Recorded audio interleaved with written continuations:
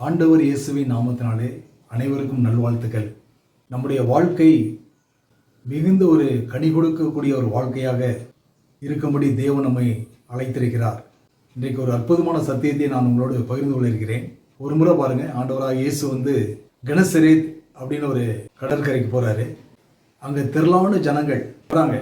அவர் சுகமாக்குகிறவர், அவர் விடுதலையாக்குகிறவர், அவர் வாழ்வு தருகிறவர் என்பதை அறிந்து இயேசு விட்டு வர்றாங்க. இயேசு மனதுருக்கம் உள்ளவர், இரக்கமுள்ளவர், கிருபை உள்ளவர், அன்புள்ளவர், தயவுள்ளவர், கம்பேஷனட் காட், இரக்கமுள்ள தேவன். ஜனங்கள் வந்த உடனே நல்ல காரியங்களை அவங்களுக்கு சொல்லணும். கடற்கரையிலிருந்து கொஞ்சம் உள்ள நின்று பேசினா எல்லாருக்கும் கேட்குற மாதிரி இருக்குன்ட்டு ஒரு போட்டை பார்க்குறாரு.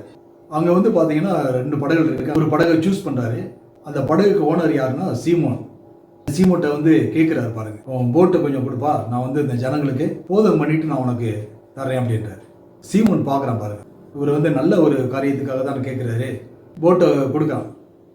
இப்போ போட்டில் ஆண்டவர் ஏறி சீமோனை பார்த்து சொல்கிறாரு, சற்றே தள்ளி கொண்டு போ அப்படின்றார்.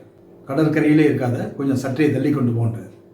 இயேசு சொன்னதை அவன் அப்படியே செய்கிறான். ஒபீடியன்ட். ஆண்டவர் சொன்ன முதல் காரியத்தை அவன் செய்கிறான், சற்றே தள்ளி கொண்டு போகிறான். அங்கேருந்து ஆண்டவர் ஜனங்களுக்கு போதிக்கிறார். ஜனங்கள் கேட்குறாங்க. அவருடைய வாயிலிருந்து புறப்பட்ட கிருபையில வார்த்தைகள் அது மக்களுடைய தேவைகள் அனைத்தையும் சந்திக்கிறது. இப்போ அவங்கவுங்க போயிட்டாங்க, ஜனங்கள்லாம் போயிட்டாங்க. இப்போ அந்த போட்டில் இருக்கிறது யாருன்னா இயேசுவும் சீமோனும் தான். உடனே ஆண்டவர் சீமோனை பார்த்து சொல்றாரு, ஆழத்திலே தள்ளி கொண்டு போய் மீன்களை பிடிக்கும்படி உங்கள் வலைகளை போடுங்கள் அப்படின்றார். ஆண்டவருக்கு நல்லா தெரியும், தேவன் முக்காலத்தையும் அறிந்தவர். சீமோனை தெரியும், அவனுடைய வாழ்க்கையை தெரியும், அவருடைய எதிர்காலத்தையும் தெரியும். ஆண்டவர் சொல்றாரு, ஆழத்திலே தள்ளி கொண்டு போய் மீன்களை பிடிக்கும்படி உங்கள் வலைகளை போடுங்கள். சற்றே தள்ளி கொண்டு போப்பா அப்படின்னாரு போட்டை. சீமோன் சற்றே தள்ளி கொண்டு போனான். First obedient. அடுத்து சொன்னாரு, ஆழத்திலே தள்ளி கொண்டு போய் மீன்களை பிடிக்கும்படி உங்கள் வலைகளை போடுங்கள் அப்படின்னு சொன்னாரு. அதுக்கு சீமோன் என்ன சொல்றான்னு பாருங்க. ஐயரே, ராம் முழுவதும் நாங்கள் பிரயாசப்பட்டும் ஒன்றும் அகப்படவில்லை, ஆகிலும் உடைய வார்த்தையின்படியே வலையை போடுகிறேன் என்று சொல்லி அப்படியே செய்யறான். அந்தபடி அவர்கள் செய்து மிகுதியான மீன்களை பிடித்தார்கள். இதில் ஒரு காரியத்தை கவனிக்கணும். ஒரு சிலர் என்ன பண்றாங்கன்னா, இயேசுவே மறைச்சிறாங்க. இயேசுவை மறைச்சிட்டு சீமோன் பெரிய கெட்டிக்காரத்தனத்தில் ஏதோ பெரிய சாதிச்ச மாதிரியும் தப்பான அபிப்பிராயத்தை கொடுத்துறாங்க. சீமோன் பாருங்க, அவரை விசுவாசிக்கிறாங்க.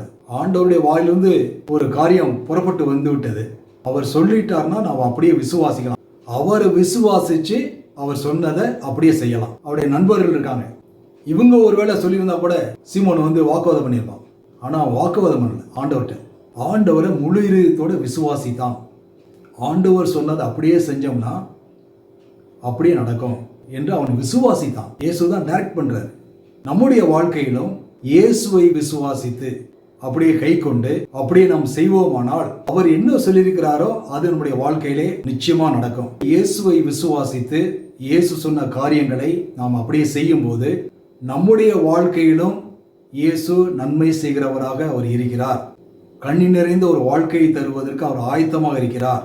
இப்போ பாருங்க, இயேசு சொன்னது விசுவாசி அப்படியே செய்த அந்த சீமோன் பிரமிப்படைகிறான். காரணம், பகல் நேரம், அதிகாலை நேரம், சூரியன் உதயமாயிருச்சு, வெளிச்சம் இருக்கு கடல்ல, மீன்களுக்கு வலை இருக்கிறது நல்லா தெரியும். அது எல்லாவற்றையும் தாண்டி இயேசு அவனுக்கு என்ன செய்கிறார்? அற்புதம் செய்கிறார். இயேசுக்கு நைட்டு தான் அற்புதம் செய்யணும், பகல்ல செய்யக்கூடாது அப்படிலாம் கிடையாது. இயேசுவுக்கு கால நேரம்லாம் கிடையாது. இயேசுவை விசுவாசித்து அப்படியே செய்தார்கள். அங்க ஒரு அற்புதம் நடக்குது பாருங்க. வலை நிறைய. ஆண்டவர் வலைகளை போடுங்கப்பான்னாரு. இவன் வலையை தான் போடுறான். அந்த ஒரு வலையில பார்த்தீங்கன்னா ஏராளமான மீன்கள் நிறையுது. இப்போ ஹெல்ப்புக்கு பார்த்தீங்கன்னா நண்பர்களை கூப்பிட்றாங்க. யாக்கோப்பு, யோவான் இவங்கெல்லாம் பக்கத்தில் இருக்கிறாங்க, வர்றாங்க. வலையில இருக்கிற மீன்கள்லாம் எடுத்து போட்டாச்சுன்னா 2 போட்டு நிறையுது. 2 படகுகளும் நிரம்பத்தக்க மீன்களை அவர்கள் போட்டில் நிரப்புறாங்க. சீமோனுக்கு அப்படியே பிரமிப்படைகிறான் பாருங்க, ஆச்சரியப்படுறான். ஆண்டவருக்கு ஒன்றும் ஆச்சரியம் கிடையாது, சீமோன் பேதருக்கு ரொம்ப ஆச்சரியம். நண்பர்களும் ஆச்சரியப்படுறாங்க, பிரமிப்படைகிறாங்க. உன்னை ஆண்டவர் சொல்றாரு, திரளான மீன்களை பிடிச்சதுனால பெரிய பிரமிப்படைஞ்சிருக்கிற, பயப்படாத, இது முதல் நீ மனுஷரை பிடிக்கிறனா இருப்பாய் அப்படின்றார். உடனே இவங்க என்ன பண்றாங்க, அவர்கள் போட்டு வலை எல்லாவற்றையும் போய் நல்லா பத்திரமா கடற்கரையில் நிறுத்திட்டு அவருக்கு பின் சென்றார்கள். இயேசுவுக்கு பின் சென்றார்கள். அருமையானவர்களே, நம்முடைய வாழ்க்கையும் இயேசுவில் நிலைத்திருக்கும் போது, இயேசு சொன்ன காரியங்களை நாம் அப்படியே உள்ளத்தில் விசுவாசித்து ஏற்றுக்கொள்ளும் போது நம்முடைய வாழ்க்கையும் கனி நிறைந்த ஒரு வாழ்க்கையாக இருக்கும் என்று வேதம் சொல்லுகிறது. இன்னொரு பகுதியை நான் உங்களுக்கு காண்பிக்க இருக்கிறேன். யோவான் சுவிசேஷத்துல 15வது அதிகாரம் 4 முதல் 8 வசனம் உள்ள பகுதிகளை நாம் தியானிக்க இருக்கிறோம். இதுல ரெண்டு பேர் முக்கியங்க. ஒன்று தேவன், இன்னொன்று அவரை விசுவாசிக்கிற ஒரு மனிதன். தேவனுக்கு விசுவாசிக்கிற ஒரு மனிதன் மிக மிக முக்கியம். அவரை விசுவாசிக்கிற ஒரு மனிதன், அவருடைய வார்த்தைகளை அப்படியே செய்கிற ஒரு மனிதன். ஒவ்வொரு நபரும் தங்களுடைய வாழ்க்கையின் முக்கியத்துவத்தை அவர்கள் உணர்ந்திருக்க வேண்டும். இயேசு அப்படி சொல்றாரு, கடவுளுடைய வார்த்தை அப்படி சொல்லுது.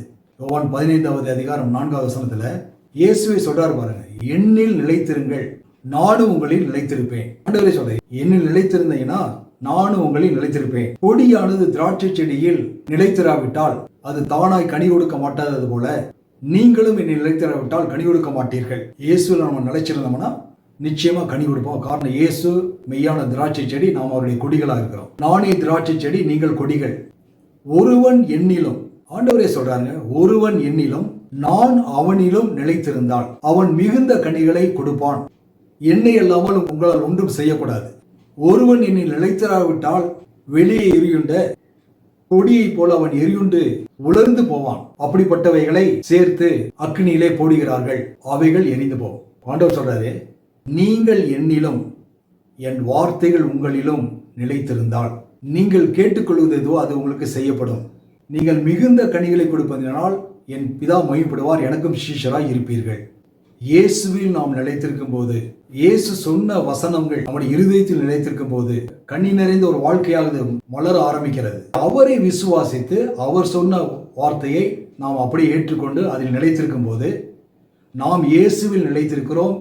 இயேசுவின் திருவசனம் நம்முடைய இருதயத்துக்குள்ளாக நிலைத்திருக்க ஆரம்பிக்கிறது.